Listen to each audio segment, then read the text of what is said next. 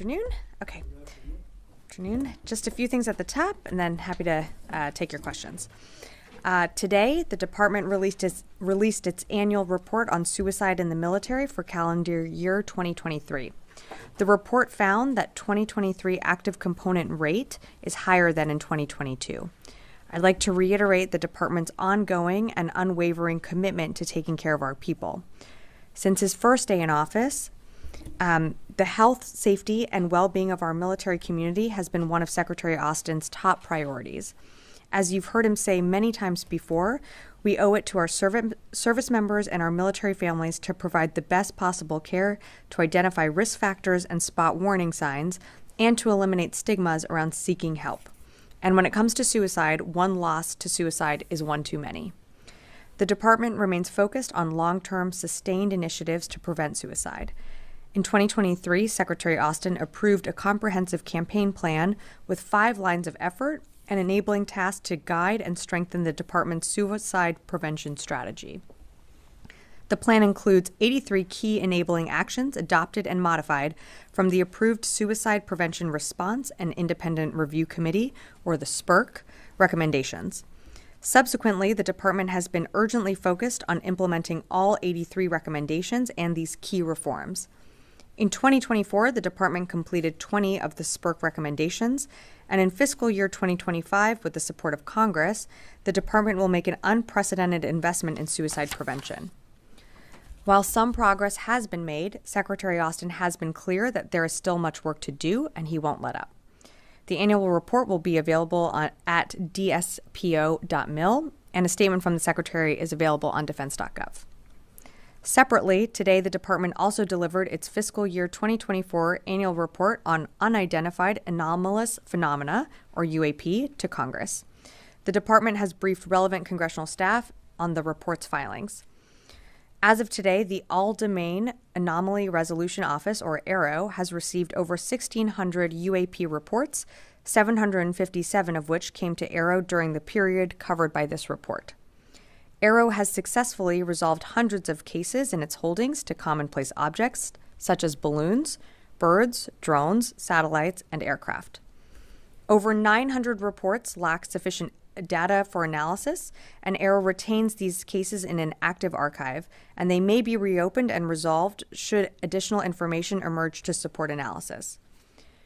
I want to emphasize that only a very small percentage of reports to AARO are potentially anomalous, but these are the cases that require significant time, resources, and focused scientific inquiry by AARO and its partners. It is also important to underscore that to date, the department has discovered no verifiable evidence of extraterrestrial beings, activity, or technology. None of the cases resolved by AARO have pointed to advanced capabilities or breakthrough technologies either. Switching gears, let me turn to now the Secretary's schedule. Today, Secretary Austin is hosting senior civilian and military leaders from across the department for the DoD Senior Leaders Conference. This Senior Leaders Conference meets semi-annually to address broad, cross-cutting issues affecting the Office of the Secretary of Defense, the military departments, the combatant commands, and interagency efforts in order to provide advice and assistance to the Secretary on the strategic direction of the department. And finally, tomorrow, Secretary Austin will depart to the Indo-Pacific for his 12th trip to the region as Secretary of Defense. The Secretary will visit Australia, the Philippines, Laos, and Fiji for a series of meetings and official engagements with regional counterparts. Each stop on this trip will highlight the department's historic efforts to work alongside our partners and allies to deliver on shared regional visions of peace, stability, and prosperity. As mentioned, this is the Secretary's 12th visit to the region and continues the long tradition of the Secretary's representation at the ADMM+. In addition, this will be the Secretary's 4th visit to the Philippines, which is the most visits ever by a U.S. Secretary of Defense and signals the incredible progress the U.S. has made in deepening that critical alliance. And finally, this will also be the first ever visit by a U.S. Secretary of Defense to Fiji, demonstrating growing security cooperation between the U.S. and Pacific Islands countries. So more to follow in the coming days, but with that, I'd be glad to take your questions. Tara. Thanks, Sabrina. So a couple of questions on the Defense Secretary nominee, Pete Hegseth. He said that in 2021, he was part of the DC National Guard and was supposed to be helping provide protection to the inauguration, but was removed from that duty, potentially because of a questionable tattoo. Those his words. So has the department looked into his removal from that detail? And kind of following up on that, so far we have not received a full military record of his service from the Army, and so just asking if that could be released publicly. So I'd refer you to the National Guard and an Army for more details on his record. I don't have that, but they do release, just kind of the broad outline of dates of service and just kind of like the standard information that we would release for any individual. So I'd refer you to Army for more. In terms of the comments that you're referencing, I don't have more to provide on that. I'm aware of the comments that were made. It's not something that to my knowledge, that we're looking into. So I, have to refer you to his team more to speak to that. I guess I would ask that the department does look into it and whether he was one of the members. I remember at the time that the department actually announced that, some had been removed. There were like 26,000 that were assigned to provide protection to Biden's inauguration. So if we could get back from the department why those members were removed at the time and confirmation of whether Hegseth was one of them. That'd be something that I think the National Guard or the Army could speak to, so I'd refer you them to speak to more to that. Okay, totally separate topic. Sure. Ukraine aid. The president has said he's committed to getting about $7.1 billion in PDA to Ukraine before his administration ends. How do you get $7.1 billion off the shelf of Pentagon stockpiles in such a short time? It is a short time, but it's also, just under 70 days. This department can do incredible work in that amount of time. The president made clear that he wants to spend down the authority that Congress has allocated and authorized before he leaves office. So we're going to work very hard to make sure that happens. You've seen us roll out very large packages, from the beginning, and you've seen, us roll out, actually, I'd say a range of packages on a pretty frequent basis, almost weekly. So I expect that for the next coming months of this administration, you're going to continue to see those packages draw down from what's available in our stockpiles. Again, we're committed to ensuring that Ukraine has what it needs to be successful on the battlefield. Secretary Austin recently had a call with Minister Umerov. They discussed, the capabilities that Ukraine needs to continue to push the Russians back, to continue to be successful in their strategic battle plans. And that's something that this administration is committed to. So you'll see us continue to draw those down over time. Jen. Hi. Can you talk a little more about the unidentified aerial phenomena? And one of the accusations, it's not in the report, but that the department has within storage the remains of aliens or signs of life from elsewhere. Can you settle that once and for all? Do you or don't you have such remains? Yeah, so I'm not aware of any remains that the department has of any signs of extraterrestrial beings or activity or technology. And I'm sorry, what was your second question or your first question? Well, it's really about that, and then also what the top line finding in this report. So the report, again, was briefed to members of Congress, and from what I read out at the top, I really don't have more to provide, but the relevant staff and committee members were notified about the report. Part of this annual report submitted to Congress is accountability, and to ensure that we continue to keep members updated through our Aero office. Go ahead. Have you found any evidence of foreign involvement in any of these unidentified aerial phenomena? Yeah, to date, the department has not discovered any verifiable evidence of extraterrestrial beings, activity, or technology, nor verifiable information to substantiate claims that any programs regarding possession or reverse engineering of extraterrestrial materials have existed in the past or currently exist. Okay, and in terms of the strikes on the Houthis in the past week, why were the F-35Cs used in those strikes? Is it symbolic? Was it needed? And yet the Houthis keep firing. I mean, why we use certain capabilities is also what's available in the AOR. The F-35s are, are part of the Abe Carrier Strike Group. Why they're used, they bring different capabilities than, some of the other aircraft in the region. But that's really at the discretion of the commander. Can't get into more of the operational details on that, but it's really depends on the mission, the operation, and what's available and what we need to accomplish. And different aircraft are used at different times. Yeah, Ostam. Thank you. I have a follow-up one. Tara asked about Ukrainian assistance to Ukraine. So does the Pentagon I thought you still were going to ask me about UAPs. Yes, maybe later. Okay. Does the Pentagon still plan to use the entire amount that is left by the end of the administration? And do you have enough capabilities on your shelves for that? Yeah, so don't have much more to vary off of the points that I made to Tara, but as you've heard the president give his commitment that he intends to use the authority that Congress allocated to continue to draw down from our stockpiles and continue to send PDA packages out to Ukraine. That's a commitment that the president has made, and therefore the department continues to honor that commitment by the packages that we send to Ukraine on a pretty weekly, basis. And I'm sorry, your second question. Yeah, do you have enough capabilities for this on your shelves? We're constantly refilling our shelves and our stockpiles. The secretary is not going to allow the department to dip below readiness levels that he doesn't feel comfortable with. So as we continue to refill our own shelves, you're going to see equipment capabilities continue to flow out. And are those capabilities expected to be delivered to Ukraine by the end of, by January 20th, or it might take longer? Look, it's going to range as some equipment and some systems can get to Ukraine very quickly, and you've seen that happen within days or weeks. Sometimes it does take longer for what's available to get to Ukraine, and that could be longer than weeks. That could be months. You also have to remember we have those USAI packages that we have announced. Some of those things are take years to deliver. I think the long and short of it is that some equipment does get to Ukraine exceptionally quickly, but then there are some that takes longer. Okay, Konstantin. Thanks, Sabrina.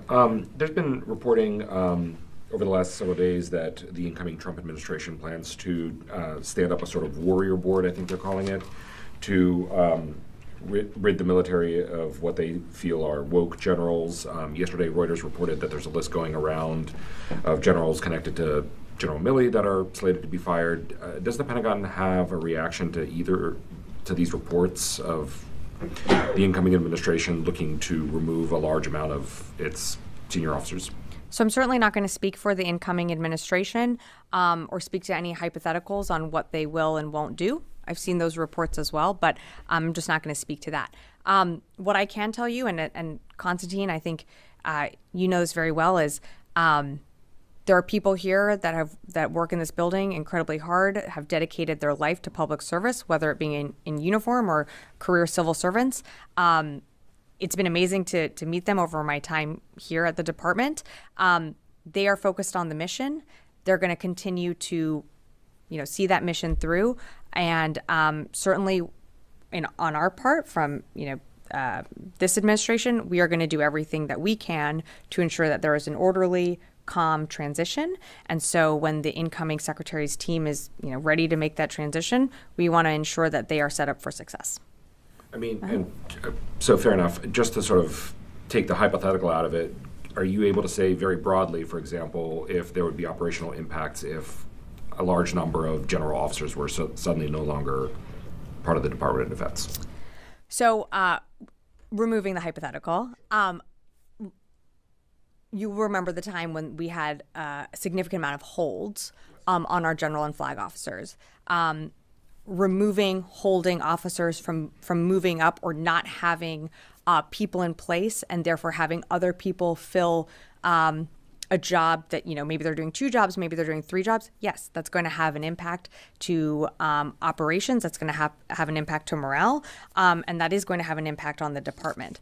Again, I'm not going to speak to the hypothetical of what you're referencing, but, whenever you have or put a strain on the system where there are not enough people in a position or not enough people sharing the burden of work, of course it's going to strain the system. Joseph. Thanks.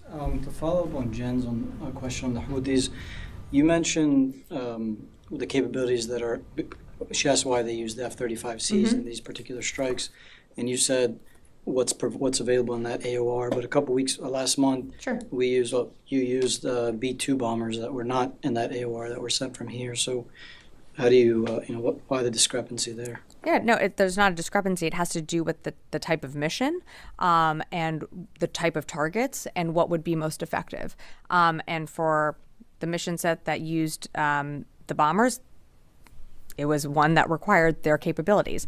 Again, the A Carrier Strike Group has different aircraft on board. One is the F-35. It has been used in the most recent mission, but you've seen us do strikes with whether it be F-15s, F-16s. So it's really at the commander's discretion.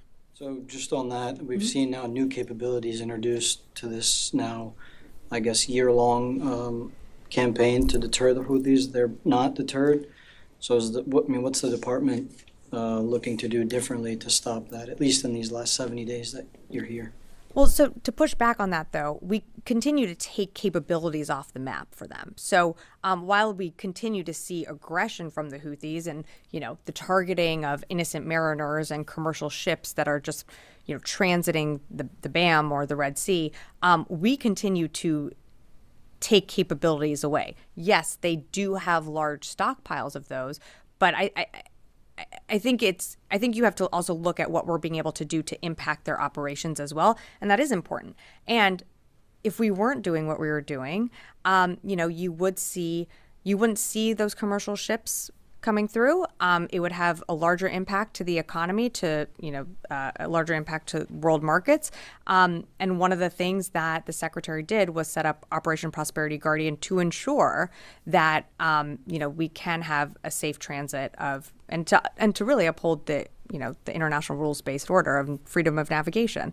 So very proud of the work that we're continuing to do there on holding, the Houthis responsible. But every single time that we engage, we're taking capabilities away as well. Just one more on Gaza.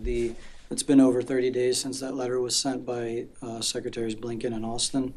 We heard from the State Department the other day that they're not prepared to do anything, basically to follow through on that letter because the U.S. considers is still far short of what it's asking for, or what needs to be getting into Gaza. Does this department share that assessment? And if not enough aid is getting in, but you guys are also not going to do anything as a consequence, or whatever you want to call it, what message does that send to other allies and partners in the world that either messages we're sending we're not following through on what we say we're going to do, or otherwise? Well, I don't think I kind of disagree with some of the premise there. We are, and the president has been clear that we're going to continue to support Israel in their self-defense. They're continuing to get attacked on all sides by terrorist group like Hamas or Lebanese Hezbollah in the north, and then not to mention, of course, the unprecedented attacks that we've seen from Iran. So, they do have a tough fight, but we've been very clear that not enough has been done in Gaza, and because of the pressure that the United States has put on Israel, we have seen crossings open. We have seen the Erez crossing open. We've seen others. We're seeing more truckloads get in. We're seeing, the Jordan Armed Forces corridor open up. So I don't think it's fair to say that our pressure isn't working. It is. But can more be done? Yeah, absolutely. And over the summer when we did have that maritime corridor put in place, that did help open up the Ashdod crossing, which was something that, didn't exist before the JLOTS mission was there. So, every single day, we know how dire the humanitarian situation is in Gaza, and that's why every single day, not just here at this department, but the interagency continues to work with our Israeli partners to get more aid in, because we know not enough is getting in. Phil. The President-elect Trump's nominee for Defense Secretary has alleged that he was sidelined from this service because of what he said was being labeled as extremist. He was labeled as extremist, he says. I realize that you'd like us to speak to the Army and the National Guard, but I think we've all been trying to get a concrete answer for them. And as a representative from the Office of the Secretary of Defense, I would just hope that you could perhaps help us determine whether or not that assertion that he was sidelined for being an extremist could be verified. I'd have to take a look and certainly can look into that with the Army National Guard. But I'm aware of the reports. But again, this is something that the services would really handle. So I'd have to direct you to them to speak more to his record and also, some of the reporting that I've seen out there. But just to follow Sure. on that, though, we were all here at the time, and we were having briefings about the number of Guard troops that were moving in to protect the Capitol, that there was additional vetting going on, and then we were told that, some members were removed. So this was centralized. This wasn't pushed down to the Army. This was very much a Department of Defense effort. Yeah, so as you know, was not here during that time. And we were going through our own transition as the incoming Biden administration. So look, like I said, happy to work and try and get you more information. This is really something that the services would handle, but I understand that at the time you were asking about this in January 2021. So, we'll do our due diligence and try and get back to you. Prompted like a larger extremism review in the department looking at service members. So if we could just revisit, what was being looked at and where that review now stands. I realized there was some report that was released. There was released. So I'd refer you to what we released. I don't have the exact dates in front of me, but that's available online, and I think we did briefings on it at that time. But I'd refer you to what we had put out at that time. Yes, in the back. Thank you, Sabrina. Today, the Lebanese Ministry of Health announced that last 24 hours, 78 civilians have been killed and 122 have been wounded. So the total now getting rise to 3,365.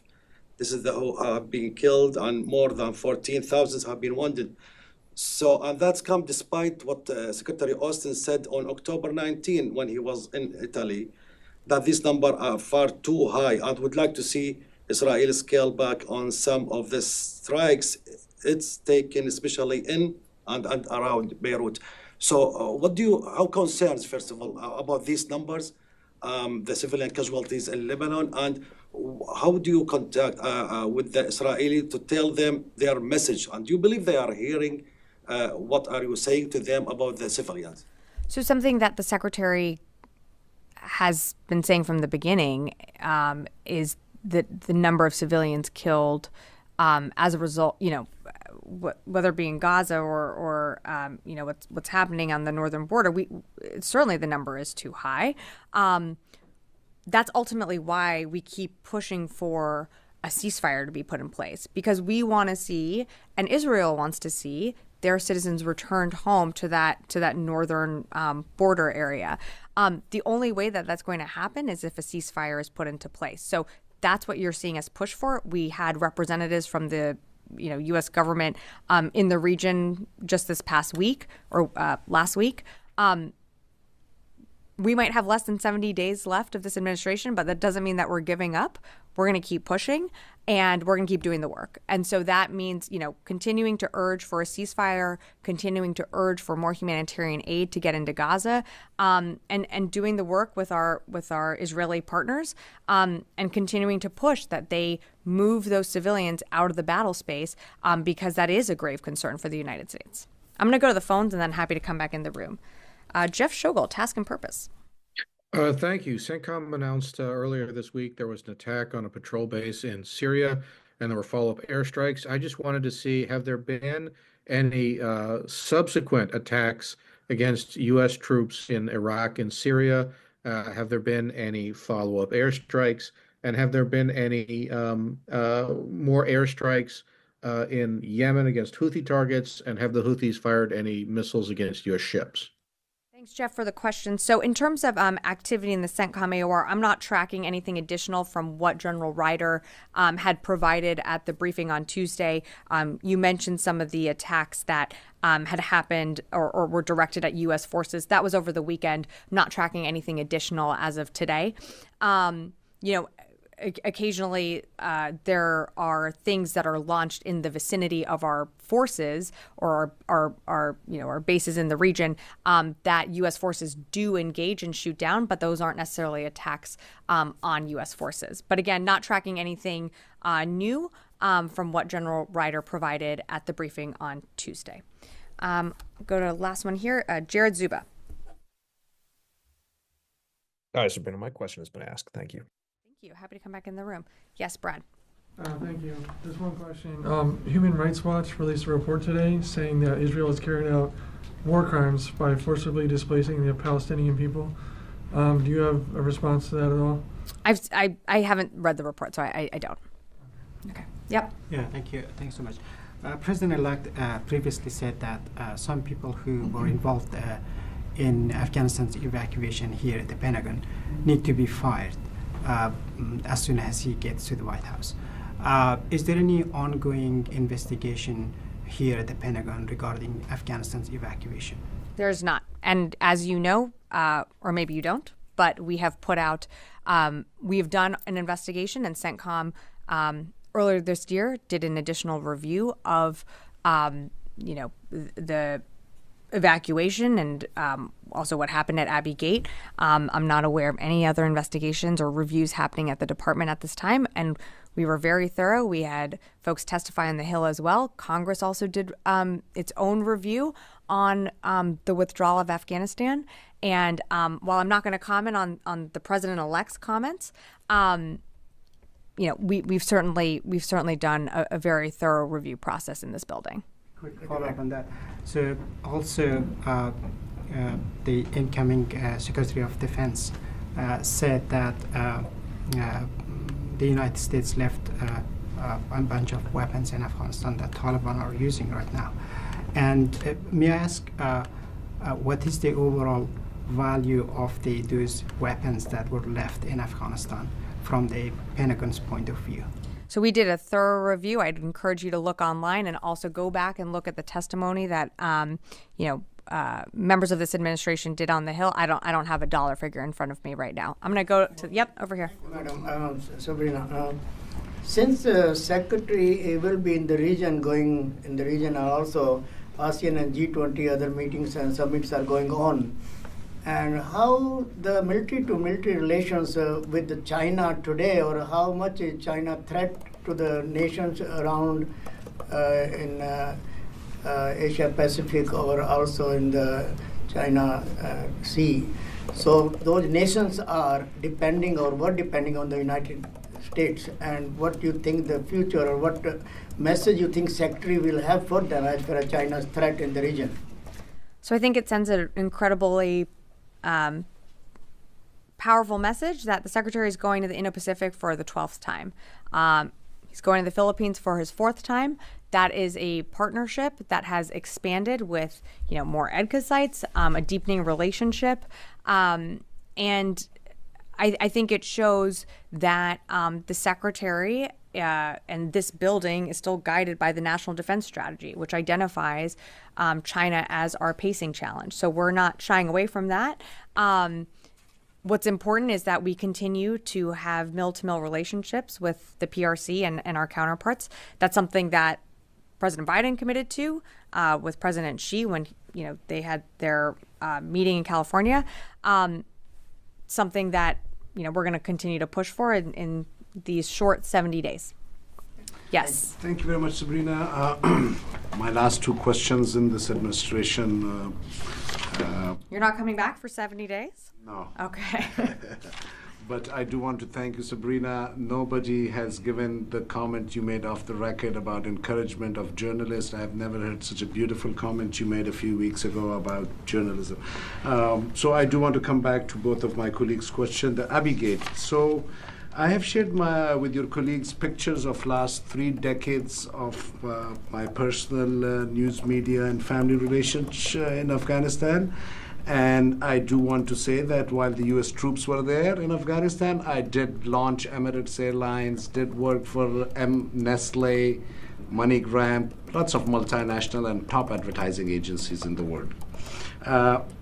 With Abbey Gate, with the last day of withdrawal. You know, when I came out from the hospital, the first question I had asked you was that. Now, today I want to offer, from my side, from the frontier post, and for my teachers who were in the military, 100,000 investigation inquiry that anybody from Pentagon or this podium can support from my side, knowing that region so well.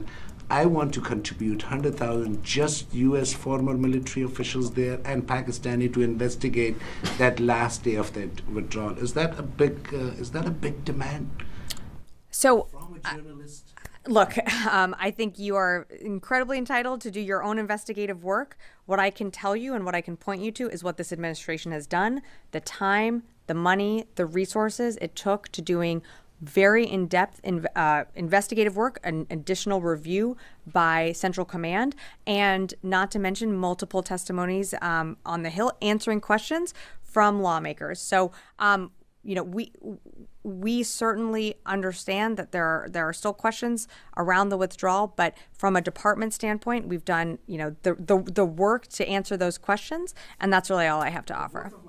As for the military generals, like especially General Milley resignation, where journalists like me raise questions who are from that region, why are you not asking for investigation or resignation or whatever of people like Zalmay Khalilzad? You know, like why no State Department officials? You know, like nobody talks about them, but I feel like you guys are taking the burden on yourself and blame on yourself and the diplomatic wing who were responsible for a big chunk of that withdrawal. Yeah, so I don't have anything more to add. I'm going to go to Jen. I have a question. Has the transition landing team started here or landed? They have not. They have not. And what's the holdup? Look, I believe that there's still a process that needs to be agreed to and signed. I think it doesn't preclude us from having, of course, conversations. We want to make sure that there is an orderly transition that can work with this building, and we want to make sure that the incoming team has what they need to be successful. But the actual formal paperwork has not, been officially signed yet. When that does, we're committed to an orderly transition process. Started those conversations or not? No, not yet. Yeah. All right. Thanks, everyone.